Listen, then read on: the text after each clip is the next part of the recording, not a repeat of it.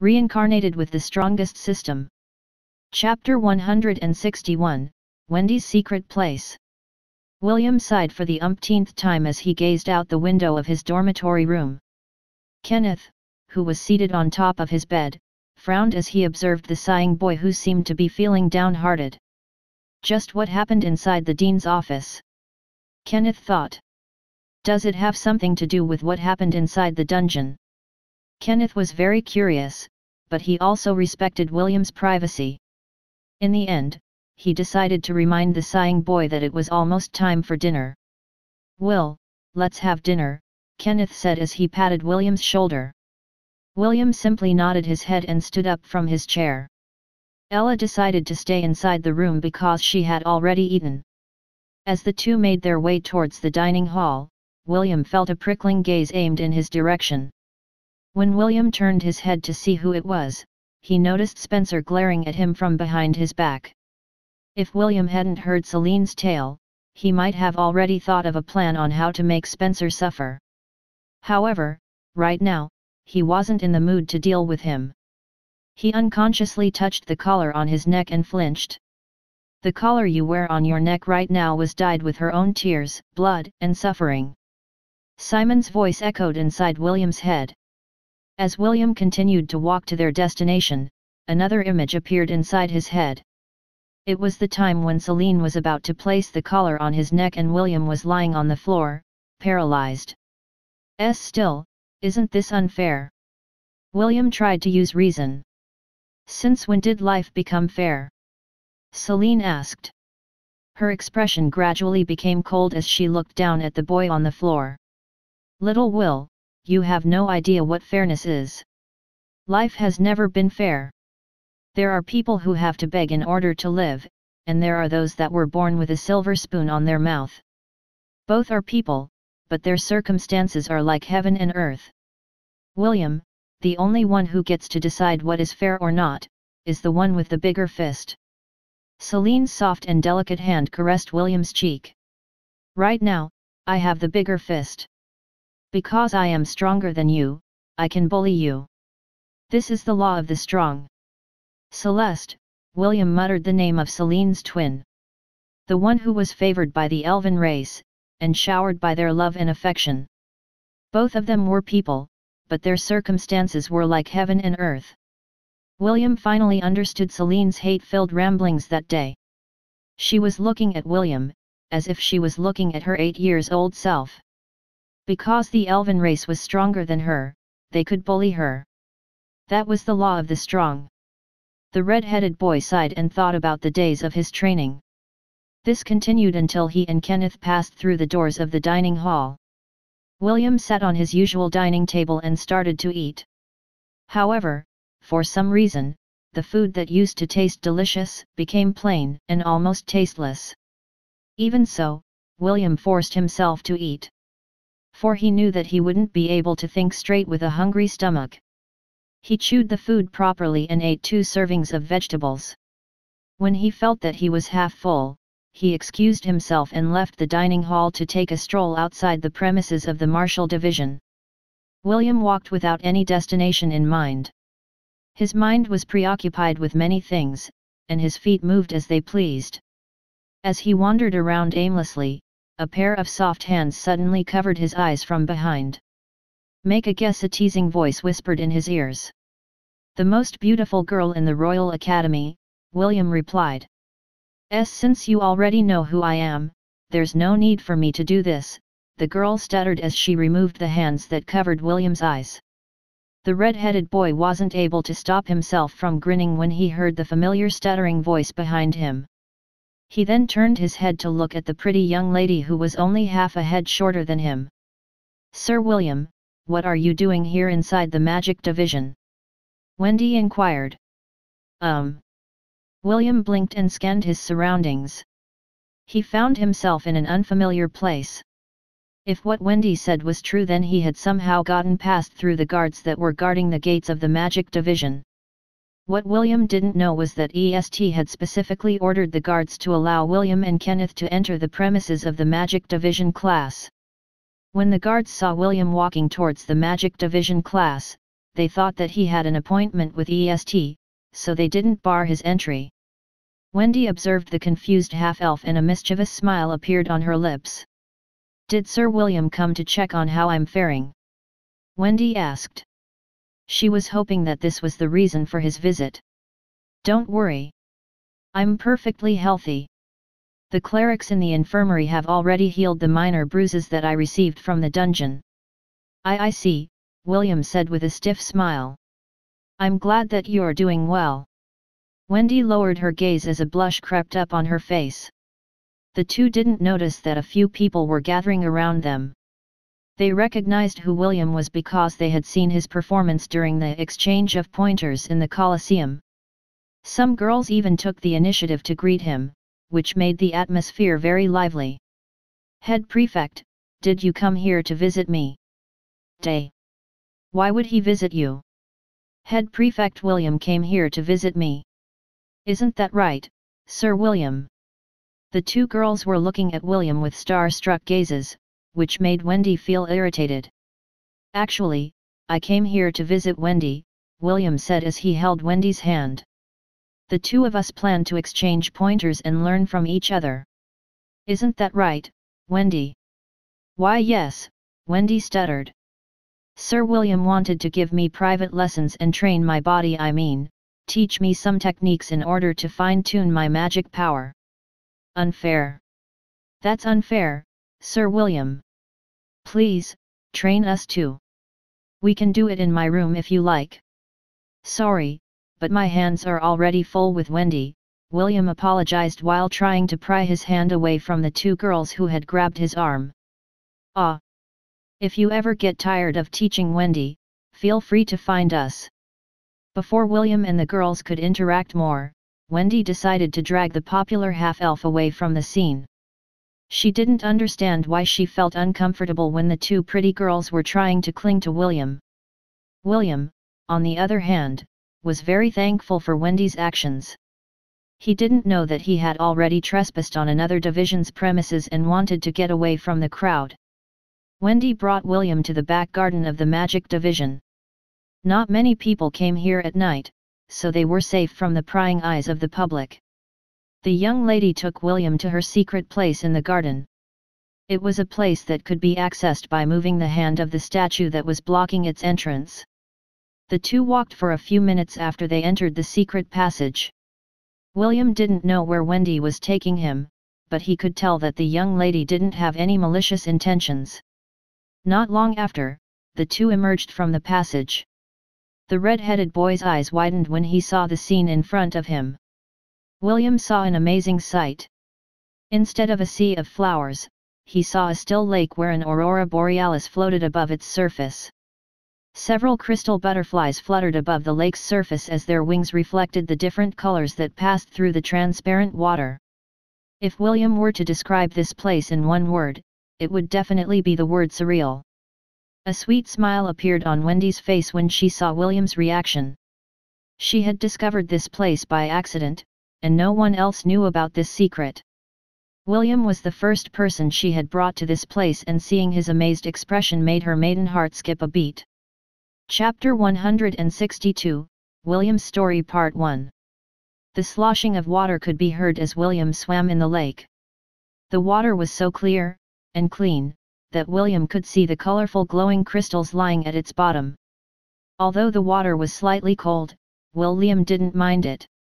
He needed to cool down because the thoughts whirling inside his head were giving him a headache. After swimming freely for 15 minutes, he relaxed his body and allowed himself to float on the water's surface. This was the first time he had felt so relaxed and at peace after he entered the Helan Royal Academy. The red-headed boy felt so comfortable that he fell asleep while floating on the water. Wendy, who was looking at him from the lake shore, didn't know whether to laugh or cry at this development. She brought William to her secret place so that she could spend quality time with him. However, the boy was more interested in swimming in the water than talking to a pretty girl, such as herself. "This is the first time I've seen someone sleep while floating on a lake," Wendy muttered in disbelief. "Oh, no. He might accidentally drown if I don't do something." Wendy was torn. On one hand, she didn't want to disturb William's sleep, on the other, she was worried that her idol might drown if she let things continue as they were. In the end, she gritted her teeth and decided to use her second ability. Wendy lightly waved her hand, and the water around William rippled. Soon, the half-elf was slowly, but surely, being dragged to shore. Wendy was a dual affinity magician. Her strongest forte was the manipulation of metal, and the other was the control over wind. Ironically, her wind affinity only allowed her to use magic up to the first circle.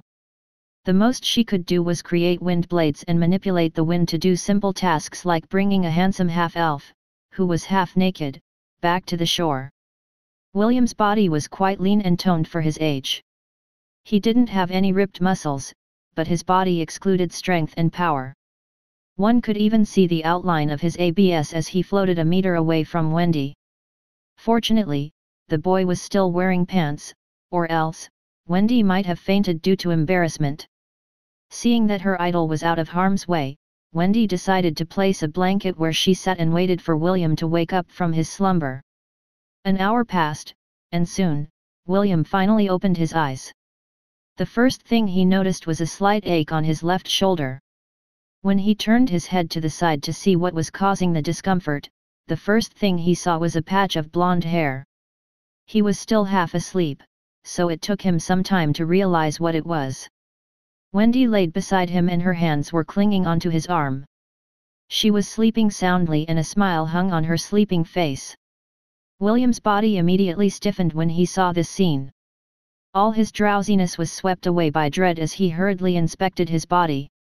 "My pants are still on," William thought as he looked at his body. He then looked at Wendy.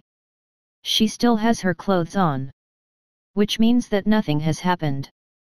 The red-headed boy patted his chest with his right hand in relief. The last thing he remembered was swimming on the lake and feeling comfortable and at peace. He also remembered that he felt drowsy while he was floating on the water. The shepherd didn't remember anything past that point, so he assumed that Wendy decided to bring him back to shore for his own safety. "I was careless," William thought as he looked at the defenseless lady by his side. Wendy was only 15 years old, and yet, her body was developing in the right places. If not for the fact that William had been around his beautiful master, Celine, for 4 years, he might have already ogled the sleeping beauty beside him. William sighed as he nagged at Wendy inside his heart.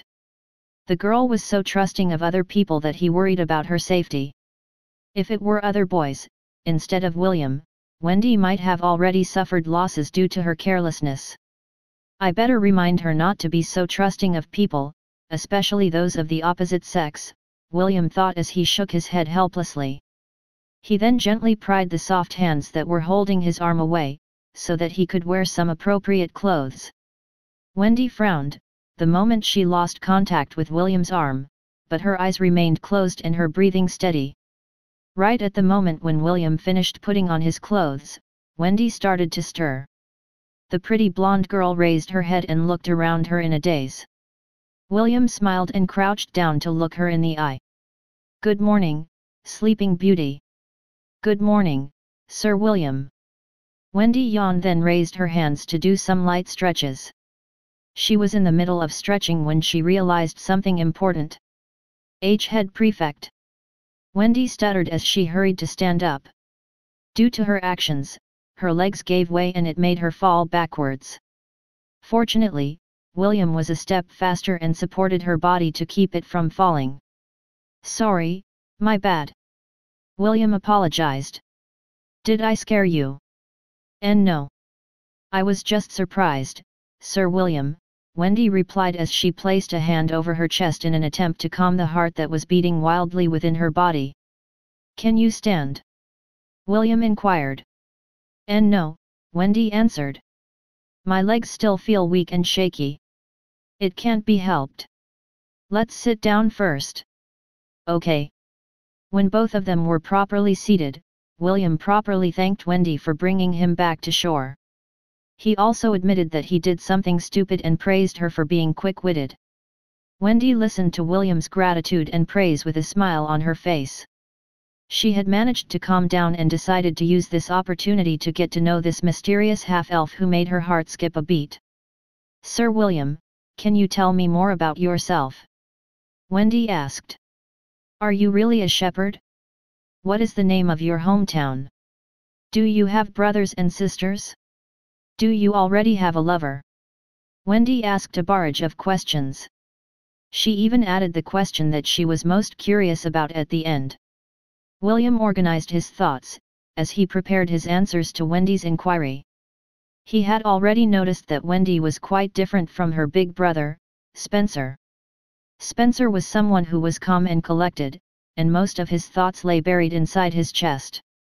He would often show a face of calmness and only react when he was dealing with Drake or anything related to his twin sister. Wendy, on the other hand, was a very straightforward person.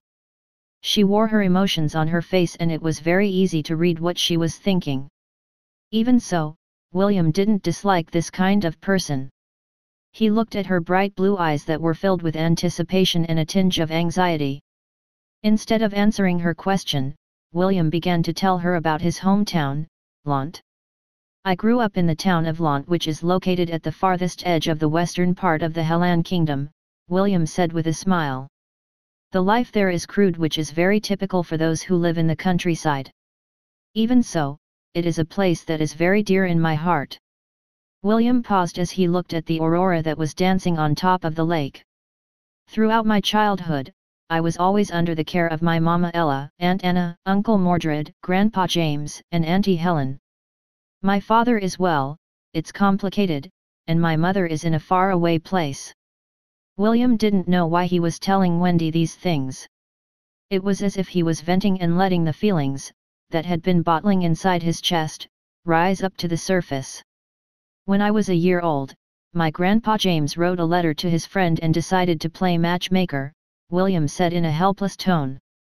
Surprisingly, his friend agreed to his proposal and betrothed his granddaughter, who is a year older, to me. Wendy felt a sudden ache in her chest as her hands unconsciously clenched into fists. William didn't see this, because he didn't need to see it. The young lady sitting beside him was a straightforward person who wore her feelings on her face. William was a hopeless romantic in his past life. He didn't take any chances, and had the courage to pursue his love until it was too late. Because of this, he was sensitive to the feelings of others to a certain extent when it came to love. It was quite easy for him to notice that the young girl seemed to have developed a crush on him, but William was someone who had lived 2 lifetimes. He still hadn't gotten over his first love, Belle, and the feelings of guilt towards his master were preventing him from taking Wendy's feelings for him seriously. Chapter 163, William's Story Part 2. Time passed by, as I lived the life of a shepherd. Although I'm very fond of sheep, I prefer the company of goats, William continued his tale. Of course, this is due to the fact that I was raised by one, so I'm more biased towards goats compared to the other animals that we cared for. Then it happened. When I was 10 years old, my fiancée, along with her mother, and master visited Lant to see me. My fiancée is very cute. She was like a little fairy who had come out of a picture book in order to spread happiness to the world. Sadly, her visit was not a joyous one. William snorted as he picked up a pebble beside him and threw it at the lake. The surface of the lake rippled as the pebble sank to its bottom. Soon, the lake became still again as if nothing had happened. Seeing that William was lost in his thoughts, Wendy decided to wait for him to continue his tale. She wanted to know more about William's fiancée. She wanted to know who she was. She wanted to know it so badly. Only 2 minutes passed, but for Wendy, it felt like eternity. William ended his silence with a sigh and continued his tale. "The reason for their visit was to see me and also to break the engagement," William said casually. "Personally, I didn't really care about the marriage agreement because I know that these kinds of agreements usually have a bad ending. In fact, I was ready to cancel at any time if my partner wished to do so. However, my fiancé's mother couldn't wait to do it and decided to take matters into her own hands. And that was the day when my fiancé, the so-called genius, who is only seen every 200 years, appeared in my life. Her name is Rebecca Fay Griffith. The only daughter of the current Duke of Griffith. Rebecca. Wendy gasped. Your fiancée is Rebecca. Do you know her? William asked. She's a good friend of mine, Wendy answered with a downcast expression. Our lands border each other's and our families have a very good relationship. Wendy felt depressed. Rebecca was her good friend, and the two treated each other like sisters. Knowing that William was her friend's fiancé, Wendy felt that her world had lost all its colors. If William had been engaged to a different girl, then Wendy wouldn't think much about it. However, Rebecca was different. Wendy had looked up to her because Rebecca was beautiful and talented. If the two of them were to stand side by side, Rebecca would be like the sun, and Wendy would only be the moon in the background. Forever overshadowed by her friend's radiance and not being able to contest Rebecca's might. As Wendy was feeling helpless, William continued his tale whether she was listening or not. Our meeting should have been a happy one, but like I said, it wasn't a joyous occasion, William stated. The reason for their visit was to cancel the marriage agreement. Hey! Wendy raised her head and looked at William in disbelief. They wanted to cancel the agreement. Yes. William nodded his head. Apparently, Rebecca's mother, Lady Agatha, and her master, an elder of the Misty sect, Lady Eleanor, didn't want Rebecca to marry a poor and dirty shepherd. William closed his eyes as he remembered the scene that happened many years ago. In the end, I decided to agree to the cancellation of the marriage. Like I said, I'm not really fond of arranged marriages and my fiancé seemed to not have any interest in me as well. I even think that it was for the best that both of us parted ways. Although, now, she is only my fiancé in name, I don't want her to suffer her whole life just because of a forced marriage. William then gazed at Wendy with an arrogant look. Tell me, do I look like someone who will find it hard to find a wife? Wendy shook her head. Someone as amazing as Sir William will definitely not have any problem finding a wife. I even think that it would not be impossible for Sir William to have many wives. William smiled and nodded his head. This is the truth. Someone as handsome and awesome as me will not find it hard to find a wife. Since that is the case, why should I allow myself to be bound by an arranged marriage? Also, I am too good and too handsome to become Rebecca's husband. If I marry her, the one losing out would be me. William said it in a very dignified manner that Wendy found it very funny. She wasn't able to stop herself from giggling when she saw William's dignified expression. And so our marriage agreement came to an end, or so I thought. It didn't end there. Well, it's a bit complicated, William frowned as he explained. After the nobles, and the army, repelled the monster tide that ravaged the western part of the kingdom, Rebecca's grandfather, Lawrence Fox Griffith, visited Launt dragging his granddaughter, Lady Agatha, Lady Eleanor, and a group of disciples from the Misty sect along. His aim was to fix the misunderstanding that had happened and to convince Rebecca and I to push through with the marriage agreement. Oh, no. Wendy voiced her thoughts out loud. When she realized what she did, she hurriedly covered her mouth with both hands. William chuckled when he saw the pretty girl act this way and found it very cute. Right, it was an oh, no, moment. Wendy pouted and pounded William's chest to hide her embarrassment. William only smiled as he caught her hands and shook his head with a smile. He then resumed his tale while feeling light-hearted. Although I can't say it for certain, during that time, Rebecca and I unanimously agreed to end the marriage agreement that was made when we were still practically babies. For the two of us, it was an unfair deal. However, we still needed to give both of our grandparents some face, so we decided to be more civil during the meeting. In the end, the old fox, Sir Lawrence decided to compromise and gave us a condition. He said that Rebecca and I were going to have a duel in 7 years, and the winner can demand anything from the loser. The battle will take place at the peak of the Misty sect. William shook his head helplessly. Perhaps, the old fox didn't want Rebecca to be used as a political tool by her parents while she was still young, so he decided to use me and the duel to give her time to become strong enough to make her own decisions. I, on the other hand, wanted to give my Gramps some face, since he was the one who made the proposal to make Rebecca my fiancée. If I remember correctly, the Misty sect here in the Hellan Kingdom is only a branch sect. The main sect is located in the central continent.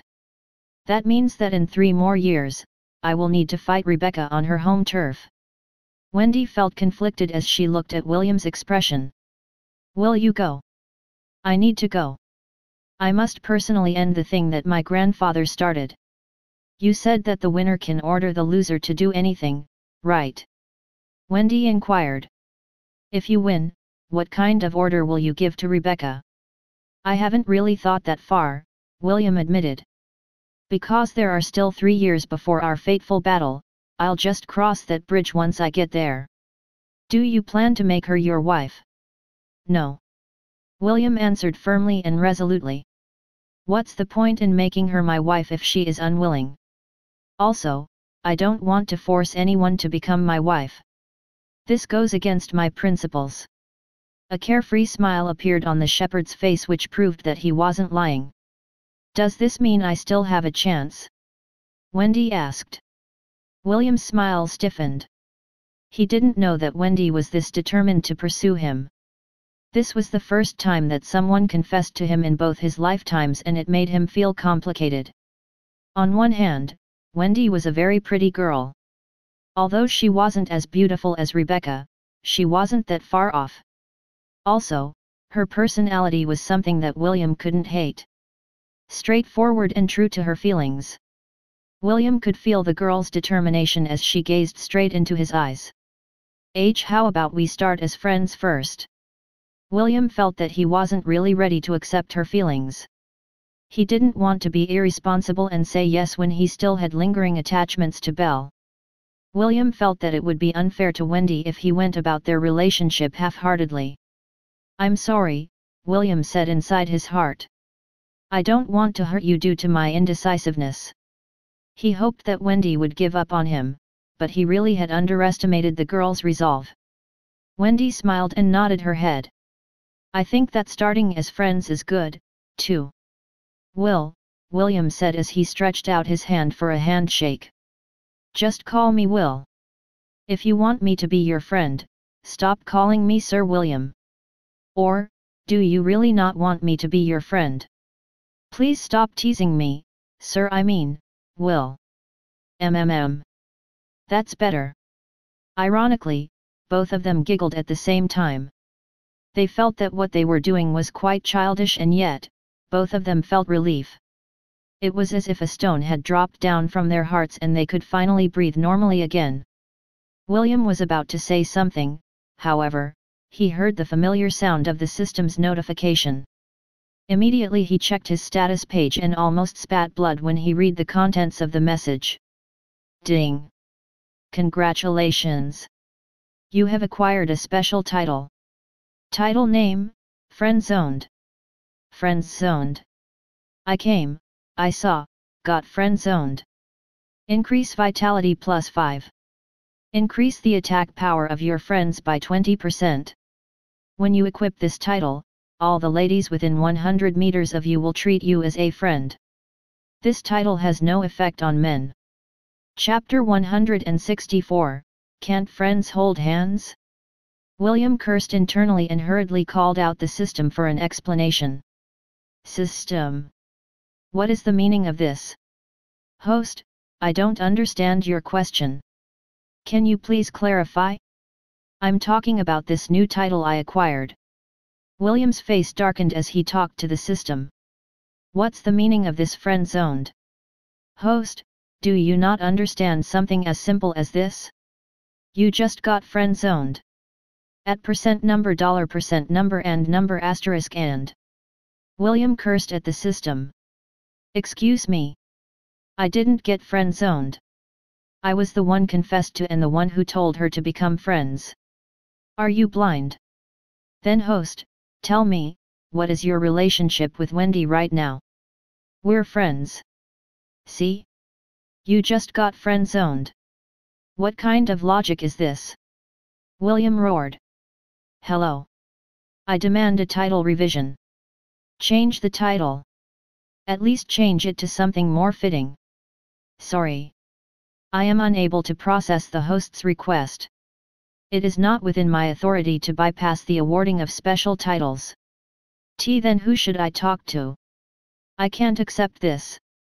Just give it up, host. A special title is not easy to acquire. You should be happy to acquire such a rare and powerful title. If you equip this title, the power of friendship will multiply. FCKU and the power of friendship.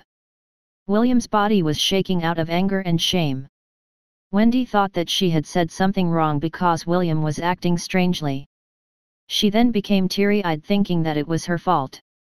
Host. Hold your temper. You are scaring the young lady. I'll deal with you later. You'd better wash your neck. William took a few deep breaths in order to calm himself. When he regained his calm, he looked at Wendy apologetically. I'm sorry, I have an ailment that appears from time to time, William explained as he coaxed the teary-eyed girl. It's not your fault. It is something that has followed me since I was born. A congenital illness. Yes, something like that. I'm sorry, did I scare you? A little bit. Wendy wasn't the type to lie, so she said her feelings up front. Then how about I make it up to you? William smiled. You can order me to do one thing. However, this order mustn't harm anyone physically, emotionally, and spiritually. As long as it is within my ability, I will do it. Really? I can give you any order. Yes, as long as you don't command me to hurt other people, and it is within my ability, I will do it. Okay, Wendy smiled. Tomorrow, let's have lunch together. Deal. William nodded his head.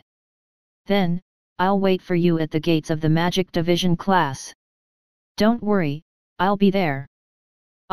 Can I also bring Mama Ella with me? Of course, Wendy agreed. The two left the secret place holding hand in hand because Wendy didn't want to let go of William's hand. As the two walked towards the gate of the Magic Division, 3 figures appeared to block their way.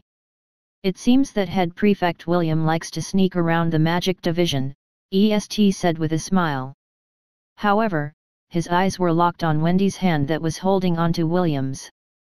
Seeing EST's gaze, Wendy immediately let go of William's hand in embarrassment. A blush appeared on her face as she hid behind William like a child that had done something wrong. "HOH, what's this?" Ian asked. "Is Head Prefect William planning to poach the talents of our Magic Division? You sure have guts." William lightly coughed as he looked at EST and Ian, who seemed like they wanted to eat him alive. About this, I can explain," William replied. "I was randomly walking without a destination in mind and suddenly found myself inside the Magic Division. Wendy saw me and she decided to take me for a stroll inside the Magic Division." "I see, a stroll." EST nodded his head. "Then where did the two of you go?" "I was immediately notified when you came to the Magic Division, but when I came to find you, you were nowhere to be found." Ian wasn't willing to let the matter drop either, so he fanned the flames while sneering at William. "We asked around, but none of the students had seen you and Wendy. Where did the two of you go? Are you perhaps doing something inappropriate inside our Magic Division?" William frowned. He could tell that EST and Ian were upset, and he assumed that it was due to the fact that they didn't find him when they came out to look for him. The red-headed boy knew that he couldn't tell them about Wendy's secret place, so he decided to speak half-truths. "Wendy and I went to the garden to talk," William explained. "I told her about Lant and the things that happened during my childhood." "Is that so?" EST narrowed his eyes. "Then why were the two of you holding hands? Can't friends hold hands?" William chuckled as he moved forward and held EST's hand. "See, if you want, I can hold your hand anytime you want." EST looked at the boy's hand, holding his own, and his anger subsided a bit. Even so, he felt that something wasn't right, so he didn't let him go completely. He gave an eye signal to Ian and the latter nodded his head in understanding. Wendy, as officers of the Magic Division, it is our duty to ensure the safety of our members, Ian stated. Although Head Prefect William is our friend, he is still from the Martial Class Division. Can you tell us what the two of you talked about? Did he perhaps inquire about the secrets of our Magic Division class? No. Will didn't ask me anything related to the Magic Division class, Wendy answered. It was me who asked him questions and not the other way around. Will. Ian gave William a sidelong glance. Since when did the two of you get close? Ian wasn't stupid. He clearly remembered that Wendy referred to William as Head Prefect William or Sir William. The sudden intimacy between the two alarmed him. EST also frowned when he heard Wendy's words. He looked at William as if he was looking at his husband whom he personally caught cheating on him. William sighed as he scratched his head. What's wrong with that? Didn't I also ask you guys to call me Will? Even though I already told you to call me by that name, you still call me William.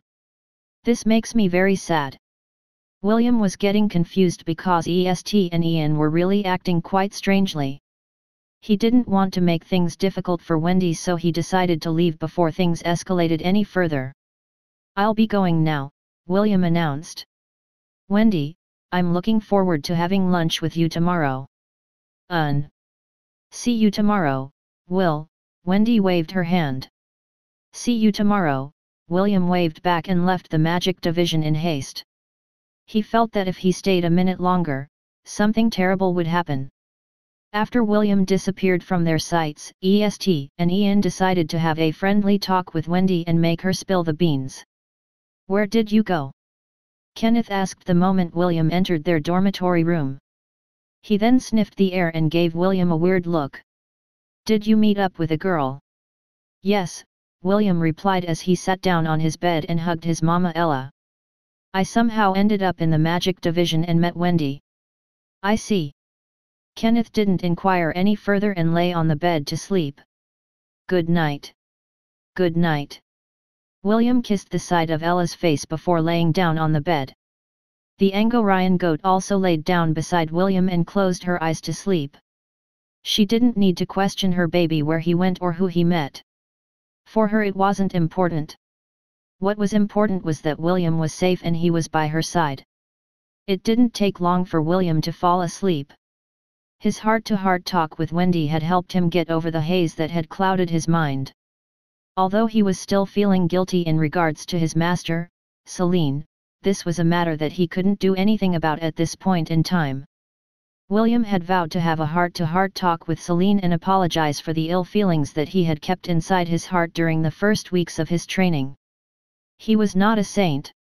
He felt betrayed when Celine forced him to become her slave without his consent. Even though it worked out in the end, the lingering negative feelings had buried themselves deep within his heart. Although William had buried these feelings until the time came that he could pay her back, these feelings had resurfaced to connect to the new feelings he felt when he heard Celine's tale from Simon. He knew that he and Celine needed to sit down and have a talk. As master and disciple, some things must be made clear with each other. William firmly believed this, and he hoped that he, and his master, Celine, would be able to form a true master and disciple relationship that would stand the test of time. Chapter 165, State of Emergency. That night, in different places in the Helan Kingdom, several groups of men infiltrated many low to high-grade dungeons. They purposefully chose the dungeons that were close to villages and towns. No one knew their motive, nor what organization they belonged to. They used the darkness to hide their tracks and slipped away under the light of starlight.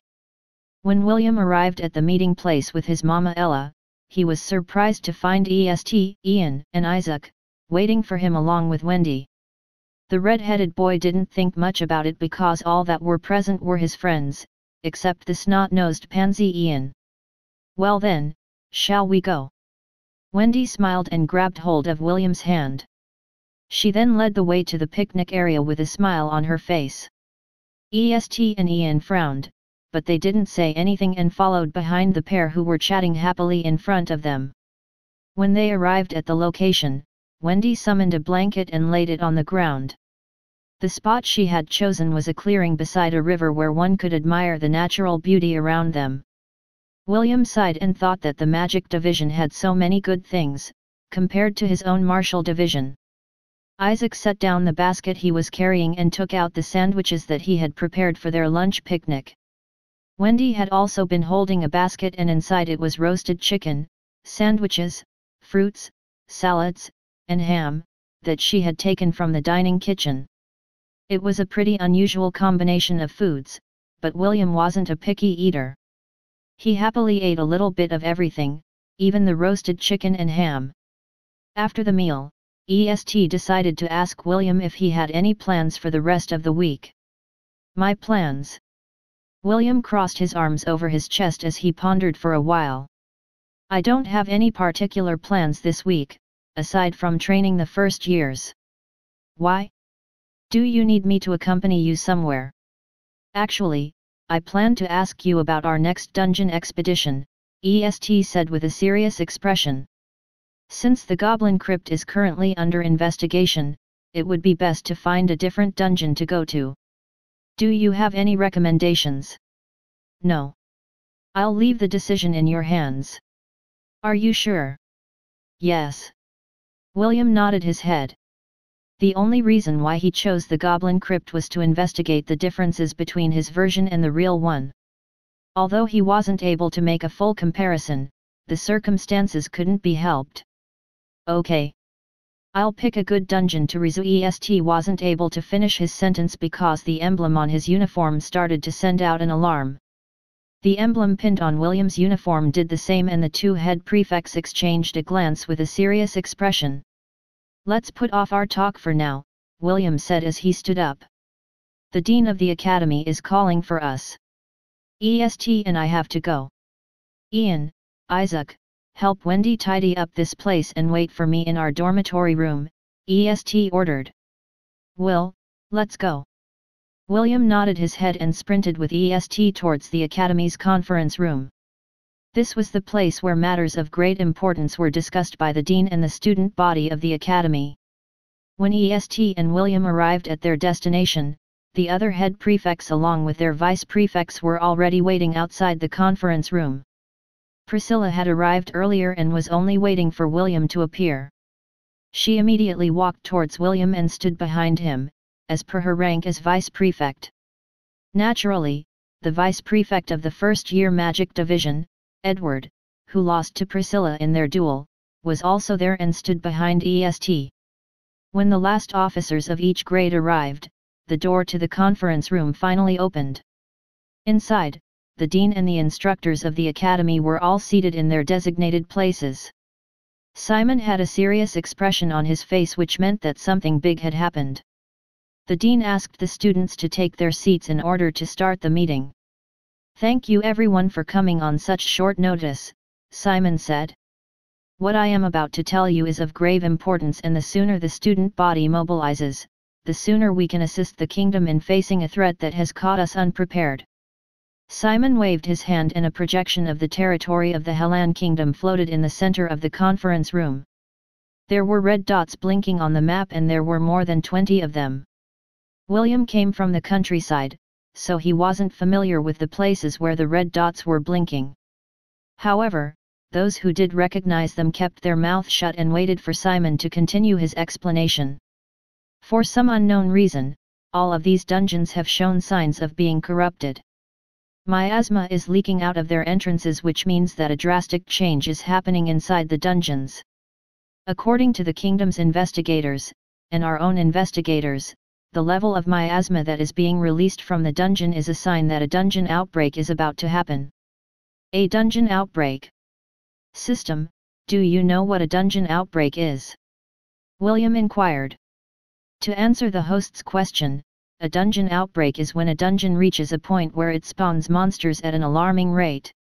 This makes it impossible for the dungeon to shelter these monsters and forces them to go outside of the dungeon in order to find other places to live. So, it is similar to a beast tide.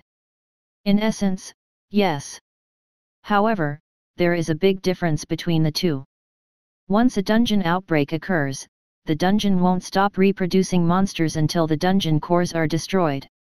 Unlike a beast tide, where the number of monsters is finite. The monsters that the dungeon outbreak spawns are infinite. If left unchecked, an army of more than 1 million can easily be produced in less than 2 weeks. After William understood the severity of the dungeon outbreak, he focused his attention on listening to Simon's explanation.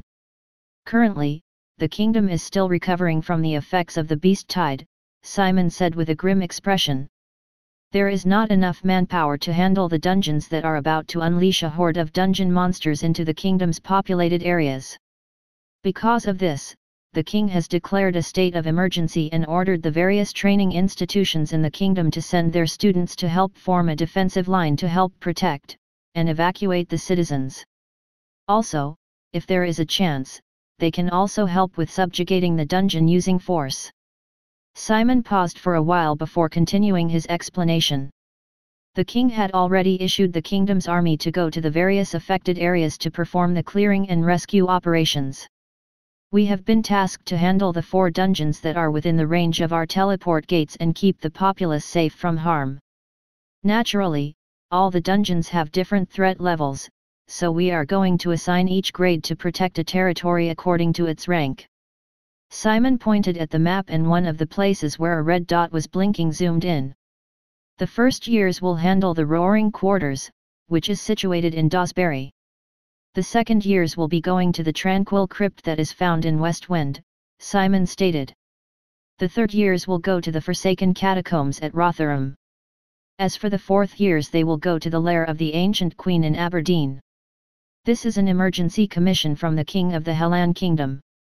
All students that are currently inside the academy must participate. There are no exceptions. Don't worry.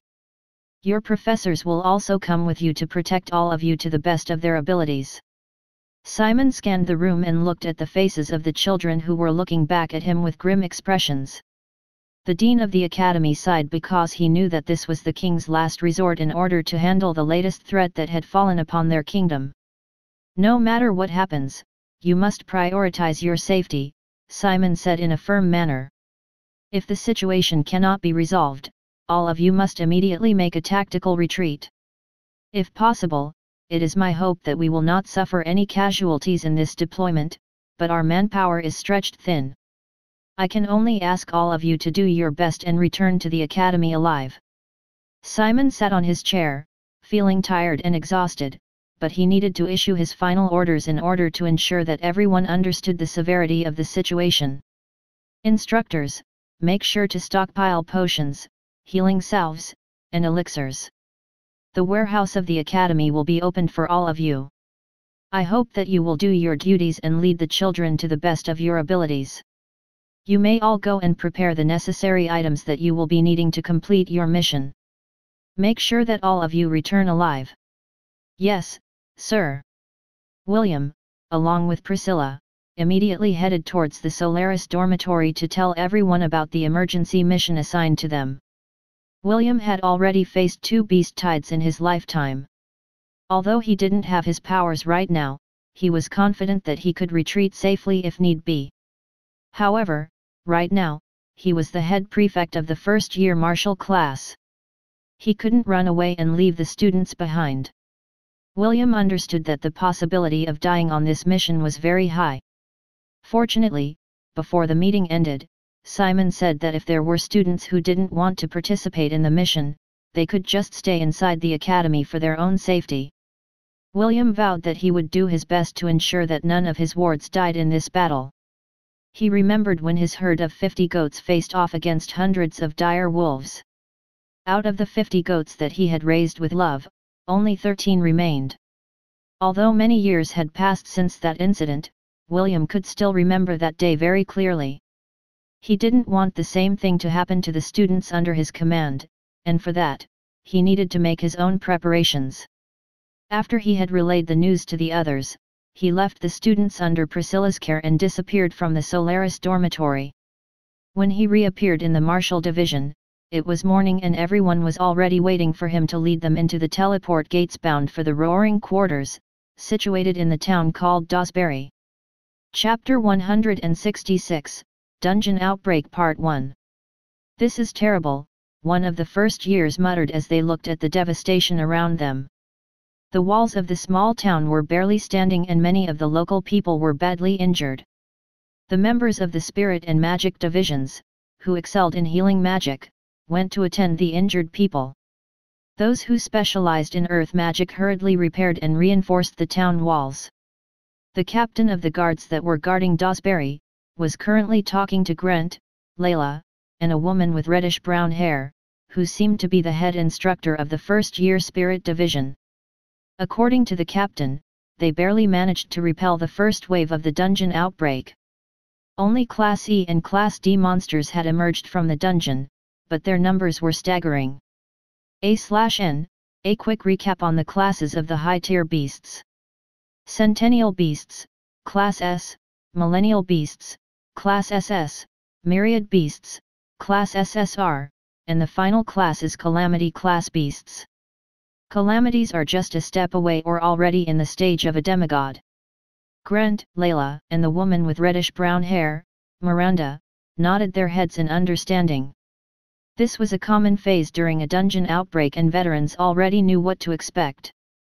Usually, during an outbreak, the people in the towns would immediately be evacuated while the kingdom's army would be dispatched to subjugate the dungeon and destroy its core. However, the Hellan kingdom was still recovering from the beast tide that happened 4 years ago. Many strong fighters had died to protect the kingdom and 4 years was not enough to fill their ranks again. Although many new recruits had joined the kingdom's army after the beast tide, they were still lacking in battle experience. These new recruits were the same people that were dispatched to protect the town of Dawsbury from the dungeon outbreak. "I estimate that the next wave will happen in 4 hours, perhaps even sooner," the captain reported. "How do we proceed from here?" The captain had already been briefed that reinforcements from the Royal Academy would be sent to assist them. However, he was disappointed when he saw that the ones who came to support them were only first-year students and their instructors. The 3 heads of the different divisions could easily read the captain's thoughts through his body language. But, they pretended not to notice. This was not the time for internal conflict and the most important matter was to decide on their next course of action. "We will resist the second wave while using the town's defenses," Grant stated. "After that, the instructors will head inside the dungeon in order to destroy the dungeon core." "How many floors does this dungeon have?" 20 floors, the guard captain replied. "Most of the monsters inside it are a combination of dog and flying type monsters. However, there is one big problem. The monsters we fought earlier have a bit of miasma inside them. I'm afraid that, in the next wave, the miasma inside their bodies will be more potent than the last wave." The expressions of the 3 instructors immediately became serious. Miasma was a poisonous mist that was usually found in the forbidden areas of the continent. According to the scholars, long exposure to miasma would create negative side effects in the body. Depending on its level of toxicity, miasma was known to corrupt the minds of people and bring out their powerful negative emotions. Once these emotions took hold of their body, they would enter a state similar to the berserk state where they wouldn't be able to differentiate between friend and foe. In this state, they would be more like feral beasts whose only purpose was to destroy until they breathed their last breath.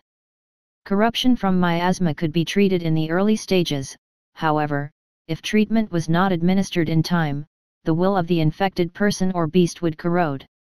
This would continue until they lost their former selves and became mindless beasts. "This is bad, the children may not be able to handle miasma poisoning," Layla frowned.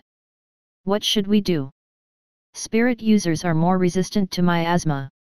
However, long exposure to it will still corrode our minds," Miranda commented. "Although I have students who can cure miasma poisoning, they won't be enough to tend to all the first years before they run out of spirit power." Grant crossed his arms over his chest as he pondered their next course of action. After an hour of brainstorming, a plan was finally formulated. All the children would stay inside the town and help resist the dungeon outbreak from the safety of its walls.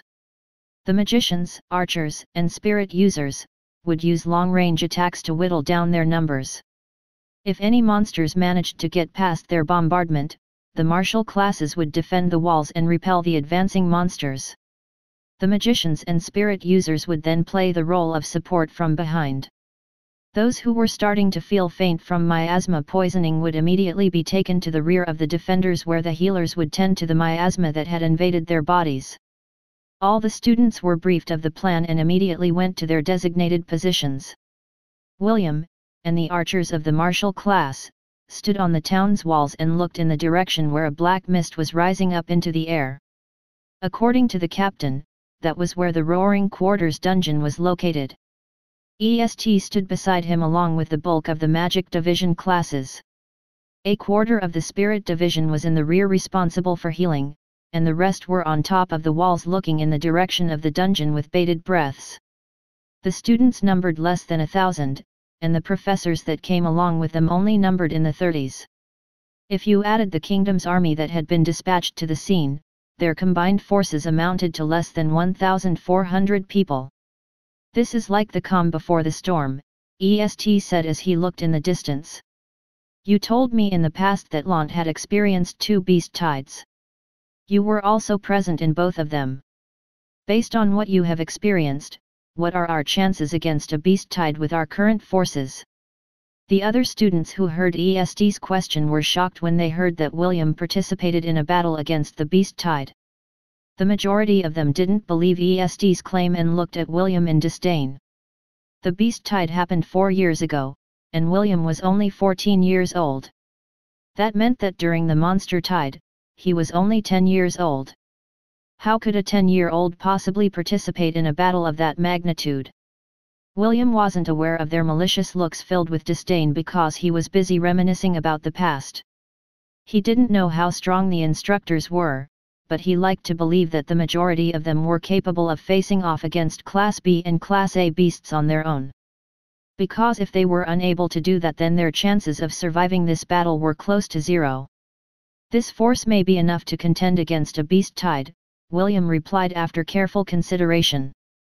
This was on the condition that the students were only going to fight against the small fries, and let the instructors fight against the stronger opponents. If the instructors were not strong enough to turn the tide of battle, then the endgame would result in their complete annihilation. "However, we are not facing a beast tide, but a dungeon outbreak." William made sure that he made this point across.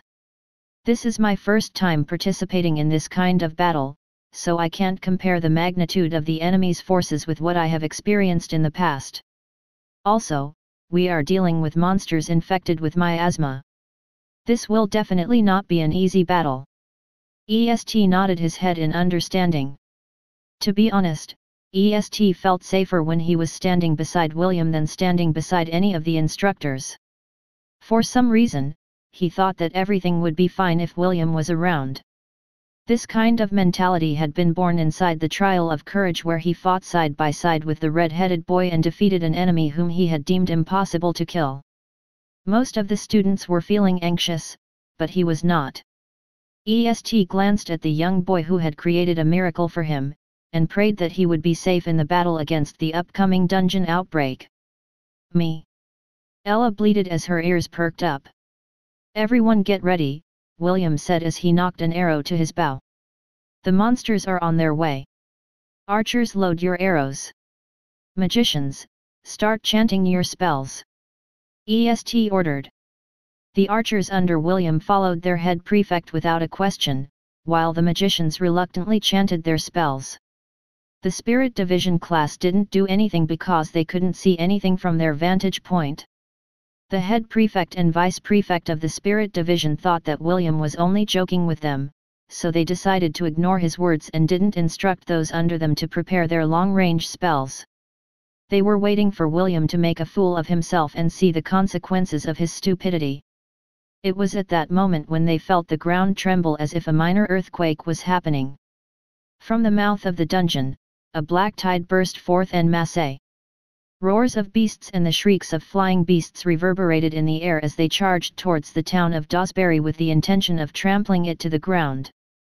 "Start chanting your long-range spells," the head prefect of the Spirit Division class cried out in panic. "Archers, take aim," Wilalam ordered as he pulled the string of his bow to the fullest. He watched and waited until the monsters reached their strike range. The moment the first wave had passed the mark, William immediately ordered them to attack. "Open fire!" William roared as his arrow flew straight and true towards the head of a 2-meter-tall dog-type monster. The sound of the wind whistling echoed above the town's wall as hundreds of arrows rained on the monsters. Not long after, the long-range magic attacks of the magicians joined the downpour and decimated all the creatures in their path. This was how the battle began, and no one knew what the ending would be. Chapter 167, Dungeon Outbreak Part 2. When the archers were almost out of arrows, and the magicians were almost out of magic power, William and EST immediately ordered for the next teams to take their place. The archers who had run out of arrows immediately went to the rear to restock on ammunition, while the magicians retreated in order to drink potions to replenish their magic power. William and EST made several teams to alternate between attack and retreat because they knew that they couldn't afford to exhaust all their manpower through continuous fighting. The only problem was the Spirit Division. The head prefect and the vice prefect were inexperienced in large-scale battles and pooled all of their fighting power together. They didn't think about forming teams to alternate between attack and recovery because they thought that they could wipe out the enemies with their superior firepower. Although their initial offensive barrage was impressive in the first few minutes, they ran out of juice just past the 10-minute mark. This sudden lull in the attack created a gap for the monsters to break through the bombardment of ranged attacks from the defenders. "Shift to close combat fighting," William ordered as he took away his bow and summoned his staff. The monsters had now reached the town walls and some of them had already started to scale it. The archers backed down and allowed the experts in close combat to defend the town walls together with William. However, they didn't run away completely. Earlier, the earth element magicians had created watchtowers at the back of the town walls that the archers could use in the case that the town walls had been breached. William had assigned Priscilla to take full command of the archers once they initiated Plan B. The red-headed boy knew that his vice prefect wouldn't let him down, so he focused his attention on defending the walls from being overrun by the dungeon monsters. EXP gained, 1. EXP gained, 1. EXP gained, 1. EXP gained, 1. EXP gained, 1. A series of notifications flooded William's status screen as the battle raged on. The system had explained earlier the reason why he was getting very low experience points after killing a monster. It was all due to the miasma. In order to prevent the miasma from affecting William's body, the system decided to purify the experience points, which led to William being immune from the miasma even though he was killing the monsters at close quarters. Unfortunately, the same couldn't be said for the rest of the martial class. William had assigned the system to monitor the students within 200 meters of him. This was the maximum limit that the system could observe under such dire conditions. When signs of miasma poisoning were detected, William would immediately order that person to return to the rear to receive treatment from the clerics. The same could be said for the magicians. Since William was fighting side by side with EST, the red-headed boy would report to his friend the members of the magic division that were currently affected by miasma poisoning. The creatures that came out from the dungeon were a combination of Class E, D, and C monsters. William had used his appraisal skill earlier and identified the enemies that they were facing. Morn Teeth. Corrupted dungeon creature. Threat level, E. Cannot be added to the herd. A black dog that has been thoroughly corrupted by miasma and only seeks to end the life of others. Ash Teeth. Corrupted dungeon creature. Threat level, D. Cannot be added to the herd. This grey dog is the next form of Morn Teeth. It is very agile and capable of jumping as high as 6 meters in the air. Its fangs contain a paralyzing poison that would render its victim helpless once bitten. Jagged Hunter. Corrupted flying dungeon creature. Threat level, D. Cannot be added to the herd. A bird of prey that has a wingspan of 1.5 meters, 4.9 feet, and is capable of performing complex aerial maneuvers when hunting for food. Its sharp talons and beak are its most deadly weapons. Spite Seeker. Corrupted flying dungeon creature. Threat level, C. Cannot be added to the herd. A bird of prey that is capable of using wind magic to decimate its enemy from high above the ground. It has a wingspan of 3 meters, 9.8 feet, that is able to create gusts of wind to blow away the enemies that block its way. The instructors of the magic and spirit divisions were busy fighting against the flying creatures that were trying to scatter their formation from above. There were over 24 spite seekers that were circling above the skies of Dawsbury, and the instructors were making sure that none of their attacks landed on the children. The martial class instructors, on the other hand, were helping the students on the wall resist the monsters who were trying to climb up the walls in order to overwhelm the defenders. With every minute that passed, more and more students were forced to leave the walls in order to be treated from miasma poisoning. The clerics on the rear were working non-stop to remove the effect of the miasma that had seeped inside the bodies of the defenders. Those who had finished their treatment would immediately rejoin their comrades in order to resist the dungeon outbreak. Gaya, a martial student, cried out in pain as an ash teeth bit his arm and injected a paralyzing poison in his body. It was about to finish off the boy when an Angorian goat charged in and sent it flying off the walls with blood gushing out of its sides. Me! Ella roared a warcry as it charged at 3 Morntheeth who had successfully jumped over the wall while using their comrades' bodies as leverage. 3 howls of pain followed as these 3 beasts were killed by Ella, one after another. William had ordered her to assist the students on the wall and help them if needed be.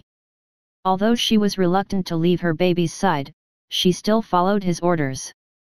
The red-headed boy swung his wooden staff and smashed the heads of the 2 Mornteeth in front of him in rapid succession.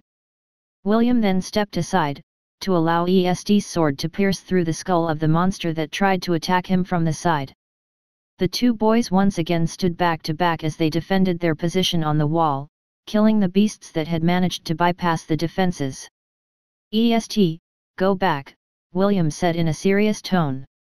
"You have been soaking in miasma since the walls were breached. Go get treated, now." Est slashed at another Mornteeth before giving his reply. "If I leave, you will not be able to hold this position for long. Don't worry, I can manage until you return." William swung his staff at an ash teeth, sending it flying outside the town wall. "Go hurry. The more time you waste, the more dangerous your situation will be." Est gritted his teeth, but he still nodded his head in acknowledgement. He was starting to feel lightheaded, and he knew that it was a sign that his body was nearing its limit in resisting the miasma inside his body. "Don't die until I return," Est shouted as he ran towards the rear of the town where the clerics and the injured students were located. "I'm too young and too handsome to die," William replied without turning his head. "I'll be here when you return." Hearing William's narcissistic reply, Est felt more assured in leaving him alone to defend their position. When Est arrived at the makeshift infirmary, most of the clerics and spirit healers had pale faces.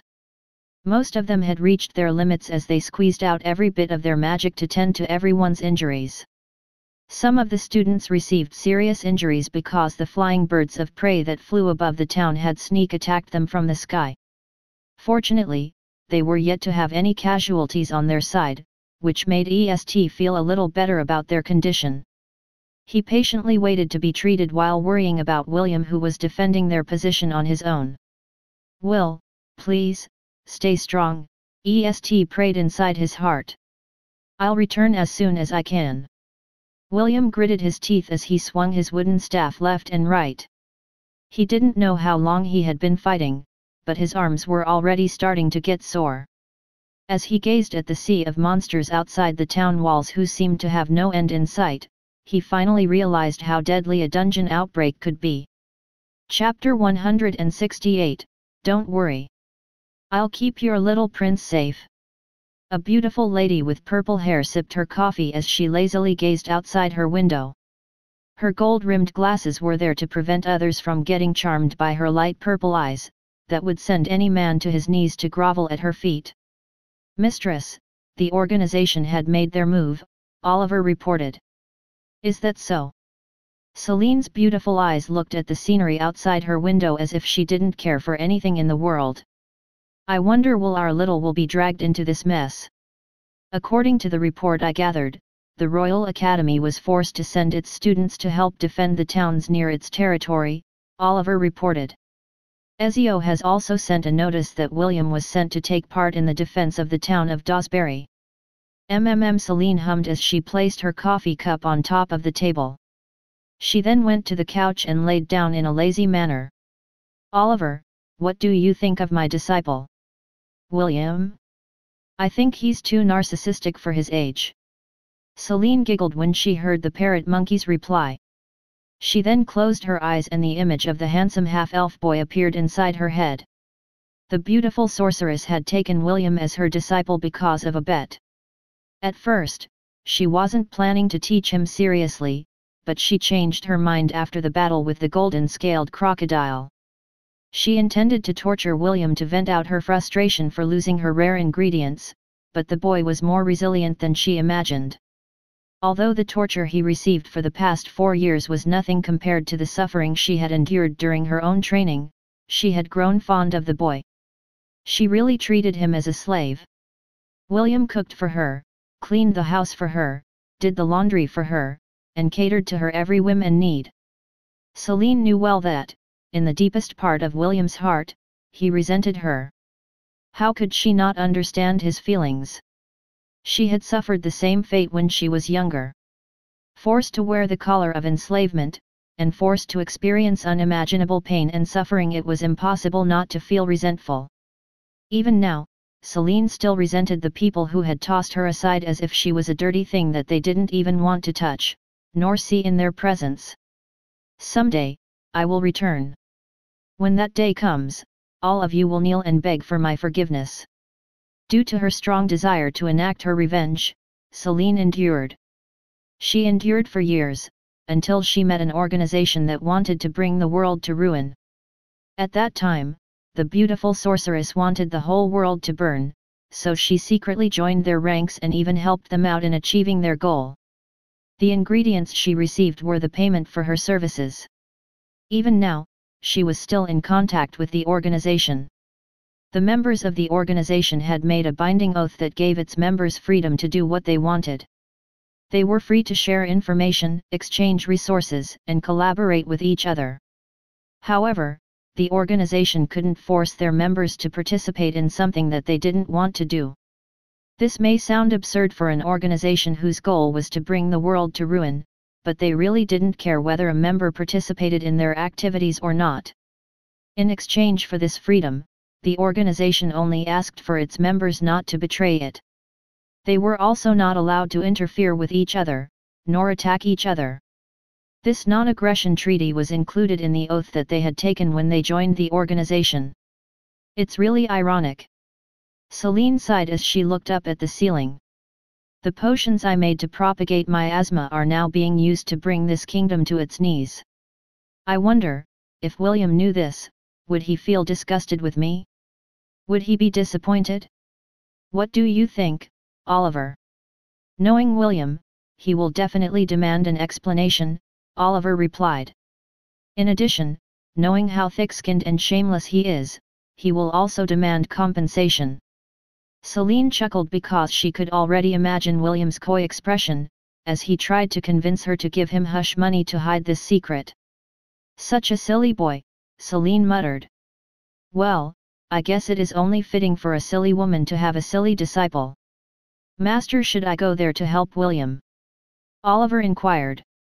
Although he acted calm on the surface, he was very worried about the boy. He was there when Celine created the potion that propagated miasma. The parrot monkey knew how sinister it was.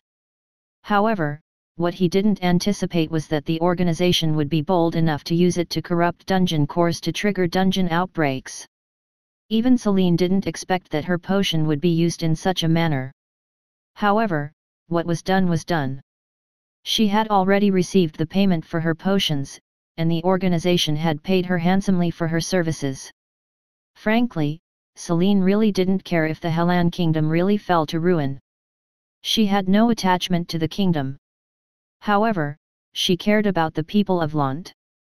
Perhaps, due to this, the organization didn't choose to corrupt a dungeon near her territory. Celine may not care for the kingdom, but she did care for William. After all, the handsome half-elf was her only disciple. Because of this, Celine felt conflicted. Oliver waited patiently for his mistress to give an order, but Celine kept her silence. 10 minutes later, a sigh escaped her beautiful lips as she turned her head to look at the loyal retainer who had stayed with her all these years.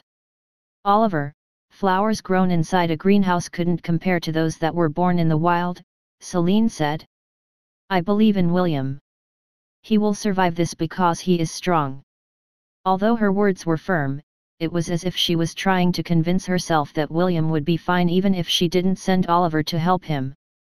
Oliver sighed internally, but he didn't say anything else. He only prayed in his heart that the gods would keep William safe. While the parrot monkey was deep in his thoughts, Celine stood up from the couch and opened the window. She then turned towards Oliver with a smile on her face. Oliver, you have been cooped up inside the house for a long time, Celine said with a sweet smile. That's no good. You should exercise your body from time to time. I order you to go sightseeing for a few days. Just make sure to return as soon as possible. Celine then started to walk towards the stairs. Before I forget, make sure to bring back some souvenirs. As you command, my lady. Oliver bowed and flapped his wings. He flew out of the window and soared towards the sky. His destination, a certain place where a certain narcissistic half-elf had been deployed. A smirk appeared on Oliver's monkey face as he increased his speed. Mistress, you look really cute when you act like a cute deer, Oliver mused as he turned his head to look at the town of Lant that was gradually getting farther away. Don't worry. I'll keep your little prince safe. After all, I still need to ensure that he will pick you as his bride when he grows up. I won't hand him over to Celeste. A/N, Kudir are those who are often cold, blunt, and cynical. They may seem very emotionless and stoic on the outside, but on the inside they're very caring, at least when it comes to the ones they love. Thank you, Google Senpai. With another flap of his wings, a sonic boom echoed in the air. Oliver's speed drastically increased as he traveled at the speed of sound. Half an hour later, the town of Dawsbury finally appeared on the horizon. Oliver arrived just in time to see the little half-elf get struck by a lightning bolt that sent him flying a few meters away from where he stood. Chapter 169, Creatures of Myths and Legends Part 1. Half an hour before Oliver arrived in the skies of Dawsbury. This is hopeless, William thought as he forced himself to swing the wooden staff in his hands to end the life of the monster in front of him. As the battle progressed, William felt that the staff in his hands were getting heavier. It was mostly due to his arms aching, and reaching their limit.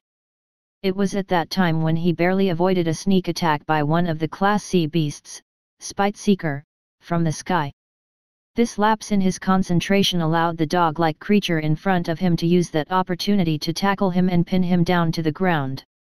Sharp fangs bared themselves as the ash teeth tried to bite William's neck.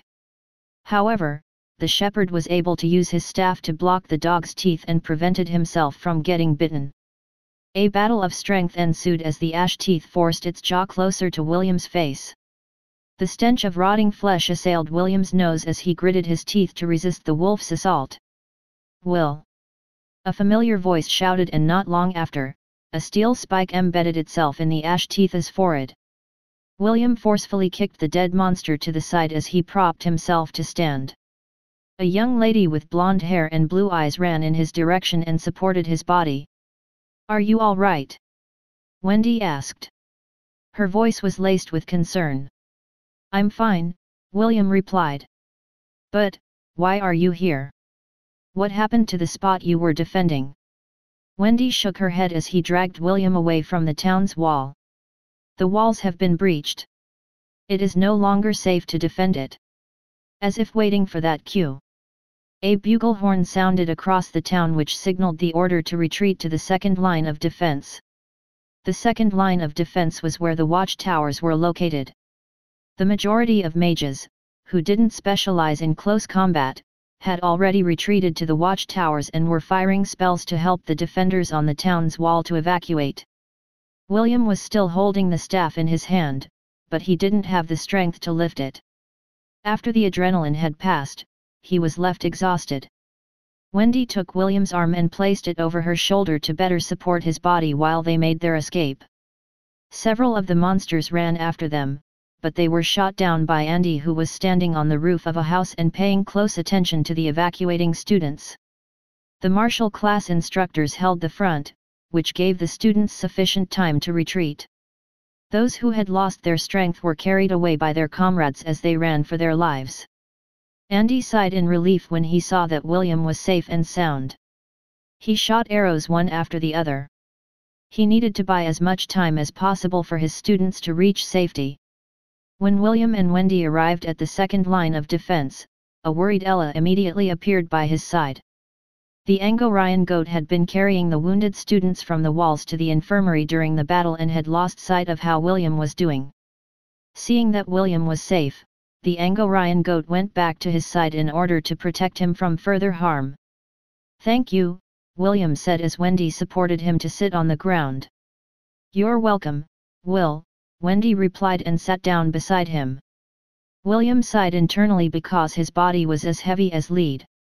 Since the battle started, he hadn't left the town wall and continued to defend his position for more than an hour. The loss of defenders due to miasma poisoning had placed him under great pressure. This in turn forced him to surpass his limits in fending off dozens of monsters at the same time. The red-headed boy was feeling drowsy as exhaustion washed over his body. He tried to fight it off, but his body was not cooperating with him. He nodded off several times, until he finally closed his eyes to sleep. When he was about to let himself be taken by sleep's embrace, something sweet and cold assaulted his tongue. He forcefully opened his eyes and saw Wendy gently feeding him a rejuvenation potion. He opened his mouth wider to allow more of the rich liquid in to help him recover. When the potion was all used up, William felt a quarter of his strength return to his body. It wasn't much, but it was enough to keep him awake and function at this crucial time. "Thank you," William said with a smile. "Rejuvenation potions are expensive. How about I repay you by cooking for you for a week? My master said that I'm a very good cook." "Really?" Wendy asked with a hint of amusement. Just don't blame me if you get addicted to my cooking. My standards, when it comes to food, are really high. Let's see if Sir William can back his words with his cooking." The two stared at each other before chuckling at the same time. Both of them were trying to ease each other's tension. They knew that they didn't have long to rest before another round of battle would commence once the town wall had been breached completely. William was about to say something when a powerful explosion reverberated from the town's wall. The two children glanced at each other before hurrying to climb one of the watchtowers to see what was going on. What is that?" a mage shakily pointed at the center of the monster formation. A giant black dog that was at least 6 meters tall, stared at them with glowing blue eyes. There were blue streaks of fur on its body that resembled lightning bolts as tendrils of electricity snaked around its body. In the air, a deafening cry was heard as a giant, black-winged serpent made its presence known. Its body was made up of dark scales and its glowing blue eyes eerily gazed at the people who were defending Dawsbury as if to mock their futile attempts to stop the inevitable. The wind started to pick up and dark clouds covered the horizon.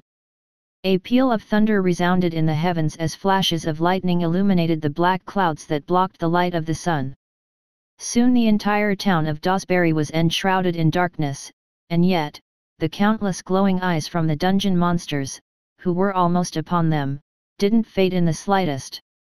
William gulped as he used his appraisal skill to identify the two giant beasts that seemed to be the masterminds that commanded the monster horde. Just a glance was enough to tell him that both of them were pretty bad news. Colittle. Underworld Dog. Corrupted Guardian. Threat level, S, low. Centennial Beast. Cannot be added to the herd. This mythical beast was said to wield the power of lightning, fire, and death. A cursed creature that was so diabolical that not many dared to fight against it. According to legend, Colittle guarded the sun as it set into the underworld every night. Ironically, this creature is hailed both as a destroyer and a savior at the same time. He who fights this myth should be weary, for it places a curse on anyone that defies it. Quetzalcoatl. Winged Serpent. Corrupted Guardian. Threat level, S, low. Centennial Beast.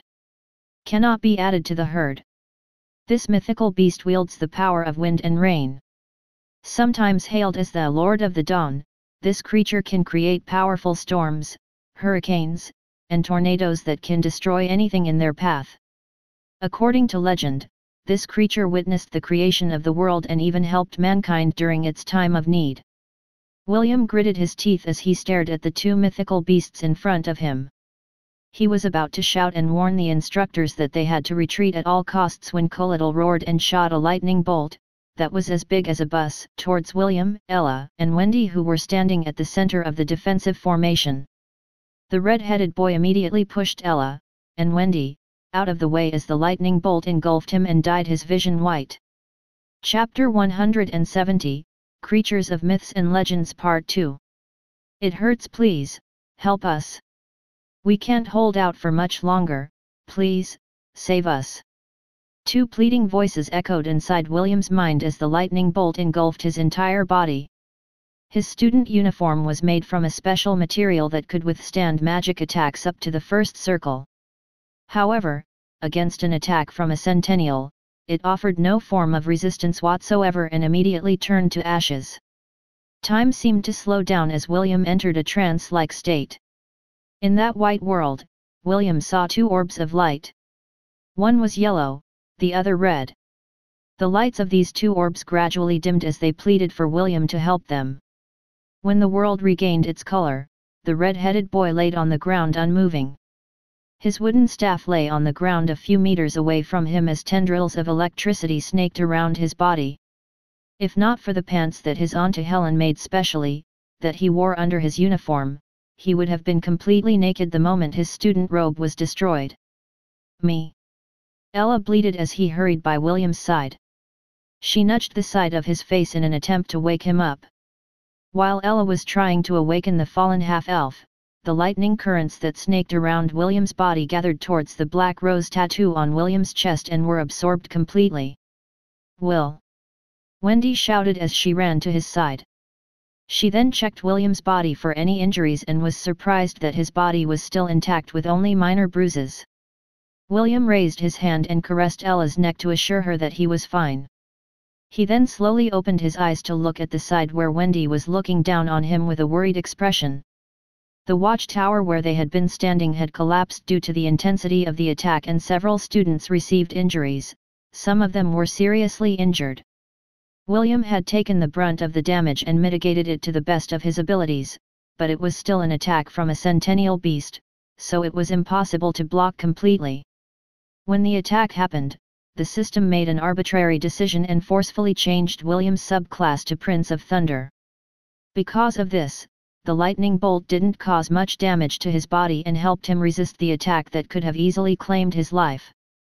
The instructors were in the process of taking the injured students and transporting them to the infirmary. Andy appeared beside William and was about to carry him off when the shepherd shook his head in response. "Instructor, I'm fine," William said as he stood up from the ground. He even brushed off the dirt that had accumulated on his body to indicate that he was perfectly fine. Andy eyed the boy and made sure that he was indeed still capable of fighting before going to another student who had lost consciousness not far away from their location. Although he wanted to ask William questions, now was not the time for it. It was not only Andy, but several students and instructors, who had witnessed the event, looked at William in surprise. From every angle, he looked fine and healthy. His lean and toned body radiated youthful strength and his eyes were still bright and clear. Although he had some bruises here and there, they were only a minor concern for warriors in the battlefield. Aren't you going to wear anything?" Wendy asked as she looked at William's face. She was doing her best not to look down because William's body was visually attractive. Although they were in the midst of battle, Wendy couldn't keep herself from being charmed by her idol. "In a while," William said as he retrieved his wooden staff. Thunder roared in the heavens and lightning flashed like dragons in the sky as Colitl manipulated the elements to follow its bidding. Quetzalcoatl wasn't being idle either and flapped its mighty wings, causing gusts of wind that blew the students off the ground. Wendy was almost blown away, but William firmly held her waist in place. The shepherd looked at these two creatures while thinking of his next plan of action. "Help us. Please, save us." Two words echoed inside his mind, and this time, he knew that they were real and not made up by his imagination. He could also tell that the voices were not coming from the two mythical beasts that were about to annihilate all of them. No. They came from the direction of the dungeon and they were pleading for him to help them. William tapped the ground with his staff, as he summoned a helper to fight by his side. "Eternal guardian who guards the forest, help me in my time of need." William shouted. "Come forth, Spire." A white portal appeared behind William's back as the guardian of the white-tailed deer tribe walked out of it. Its majestic body glowed in radiant light and served as a beacon to illuminate the darkness. Right now, the Spire was only a Class B, mid, beast. It was impossible for it to fight off against centennial beasts who were labeled as Class S threats. Even so, Spire looked at these two beasts fearlessly. It had regained a boost in its ranks after William gave it the rewards that he promised during the battle for the position of head prefect in the Enchanted Forest. The students who had watched the competition for the head prefect of the martial class were quite familiar with this noble creature. They just never expected that it would appear in this battle against the dungeon Outbreak. Behind it, 40 long-horned enchanted deer emerged from the portal and stood in a row facing off against the dungeon monsters, who stopped their advance a few hundred meters away from the watchtowers. These long-horned enchanted deer were Class C, mid, beasts and were more than capable of dealing with the small fries. Although reinforcements had arrived, no one believed that they would be able to win against the dungeon Outbreak with their current numbers. "Please, honor your promise and help us this once," William pleaded. "Come forth, diabolical hell ape." Another portal appeared behind William's back, but this time, it was bigger than the one that Spire had come from. A giant ape, with two protruding horns on its head, came out of the portal. Its serpent tail hissed as it raised its head to look at the two mythical beasts in front of it. "Are you sure you want to waste this one favor in dealing with these small fries, boy?" the diabolical hell ape asked through telepathy. Everyone in the battlefield heard its voice inside their head. The dungeon monsters shuddered unconsciously because they felt a presence that was way beyond their league. Even the two mythical beasts were affected by the overpowering presence of the giant ape who was in a realm above theirs. The instructors of the academy were surprised because they recognized the towering beast that appeared on the battlefield. It was none other than the sovereign who ruled the forest just outside the Hellan Royal Academy. A creature that was at the peak of Class SS beasts. It was so powerful that even the dean of the academy had to be respectful to it. It wouldn't be an exaggeration to say that summoning the diabolical hell ape to fight against the dungeon Outbreak was overkill.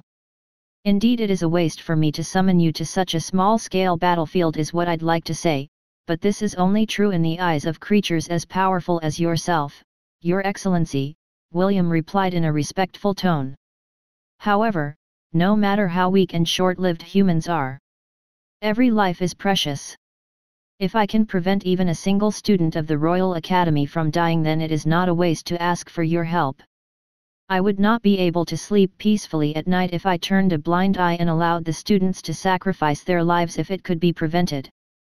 Although this favor is a one-time offer, I have no regrets." The Spire nodded its head in appreciation to William's words.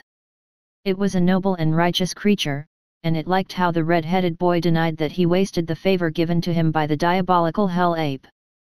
The students and instructors who heard William felt conflicted. Some of them were quite thankful for William for calling the diabolical hell ape to help them in battle, while others felt ashamed that the shepherd had to resort to using his trump card because all of them were too weak to fight against the monsters in front of them. "I will honor our agreement and help you once," the diabolical hell ape said as it stood in front of the defenders. It lived in a world where the law of the jungle was supreme. Although he understood William's words, he still felt that the young boy was pitiful for having no choice but to summon him. Several portals appeared behind him, as the rulers of the forest joined their sovereign to battle. Ironically, Psoglov was also there, who gave William the middle finger before facing the dungeon monster army in front of it. With this, the incident of Psoglov will no longer be brought up in the future as per our agreement. Do you understand? The diabolical hell ape glanced at the red-headed boy beside its feet. Yes, William answered firmly. We have no more debts between us.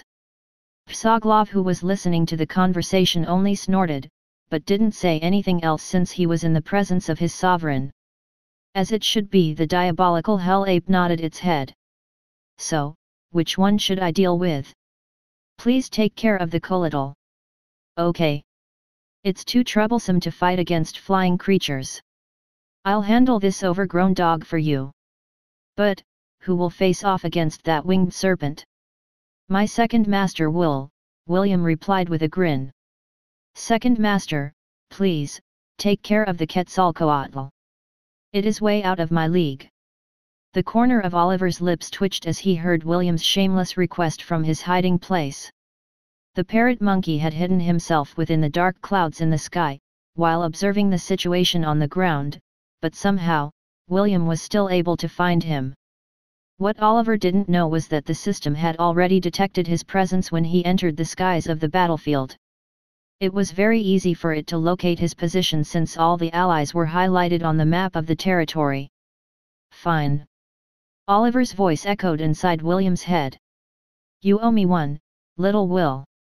Thank you, second master, Will replied in his heart. Inside the dark clouds, Oliver looked at the giant winged serpent with a mischievous grin as if it was looking at a new toy. A fake centennial beast that is forcefully upgraded by miasma can't compare to the real deal. Oliver chuckled. Mistress asked for a souvenir. This snake will do quite nicely. Oliver was just like a little puppy facing off against an elephant, but he didn't even see the Quetzalcoatl as a threat. For him, the oversized winged serpent was only a little snake that he could easily trample under his talons without breaking a sweat. Wendy, stand at the rear, William said as he patted her head. I will handle this. Wendy nodded her head and immediately retreated to a safe place. Although she was worried about William, she didn't want to get in the way of this battle. Mama, let's go. Me. Ella transformed into an Angorian war ibex and allowed William to ride on her back. He then ordered the system to change his subclass to the Cavalier Job class. He then equipped the golden scaled light armor from the Ring of Conquest. This armor was made from the scales of the golden scaled crocodile that Celine had defeated 4 years ago. It boasted great physical and magical defense, and was custom made to change its size to fit William perfectly. When William donned his armor, he looked like a young prince that had come to save the princess from the evil dragon. He wasn't wearing a visor, but a winged circlet that highlighted his natural beauty. Instead of the wooden staff that he usually used to do battle, he summoned a spear that was made from the fangs of the thunder-horned wolf and the teeth of the golden-scaled crocodile. The spear was 2 meters long and its design was similar to the Stormacaller. The only difference was that it was made with barbed edges that would bring its victims a world of pain the moment it grazed them. Barbados was quite happy with his creation and named it Triam, the executioner of giants. All the girls who saw him couldn't stop themselves from sighing in admiration. Wendy, who had retreated to a safe distance, also looked at William with a reddened face. She looked at her prince in shining armor as her heart beat wildly inside her chest. And Ian, who stood at the center of the defenders, wanted to roll their eyes in annoyance. Show off. Stupid, William. Even though the two boys resented William for taking the spotlight and stealing the heart of the ladies around them, they were still pinning their hopes on him. They believed that, as long as William was around, everything was going to be all right. This belief was deeply ingrained in their hearts, and would continue to believe them through the years to come. The two sides faced off against each other as everyone readied themselves for the decisive battle. It was at that very moment that the diabolical hell ape thumped its chest and issued a deafening roar. It then charged towards the colloidal while coating its body in fire. "Wait for me. I will save the two of you soon," William said inside his heart, and hoped that the two voices that were calling out to the dungeon could hear him. He then pointed his spear forward and issued the order to attack. Charge! Ella bleated and issued a warcry to raise the stats of the deers who were accompanying them to battle. Spire, on the other hand, used its ability Call to Arms, which further enhanced everyone's stats by 50%. It then followed behind William along with the long-horned enchanted deer that flanked his sides. Charge forward! Grant ordered, and the rest of the defenders followed his orders. Show them the power of the Hellan Royal Academy. The students cheered in unison and joined the fray. William's show of strength had made their blood boil, and they were raring to fight by his side. They didn't want to admit it, but in their eyes, William became the flag of hope that fluttered in the darkness. A flag that was about to lead them to victory. This was how the second round of the battle began, and the land trembled in their wake.